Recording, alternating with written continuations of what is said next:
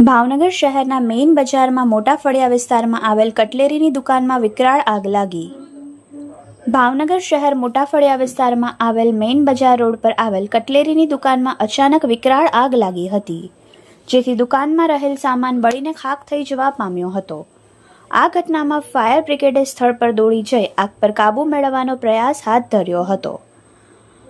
આ બનાવ અંગે પ્રાપ્ત થતી માહિતી મુજબ ભાવનગર શહેરની એક કટલેરીની દુકાનમાં સાંજના સુમારે અચાનક એકાએક વિકરાળ આગ ભભૂકી ઉઠી હતી। આ અંગે ફાયર વિભાગમાં કોલ કરતા તાત્કાલિક ફાયર વિભાગનો સ્ટાફ ઘટના સ્થળ પર દોડી જઈ આગ પર પાણીનો મારો ચલાવી આગ પર કાબૂ મેળવવાનો પ્રયાસ હાથ ધર્યો હતો। કટલેરીની દુકાનમાં આગ લાગી હોવાથી કટલેરીનો સામાન બળીને ખાખ થઈ જવા પામ્યો હતો। આગના ગોટે ગોટા નીકળ્યા હતા। ઘટનાની જાણ થતાં લોકોના ટોળે ટોળા ઉમટી પડ્યા હતા। આ બનાવમાં આગ લાગવાનું કારણ કે નુકસાનીનો આંક જાણવા મળ્યો નથી।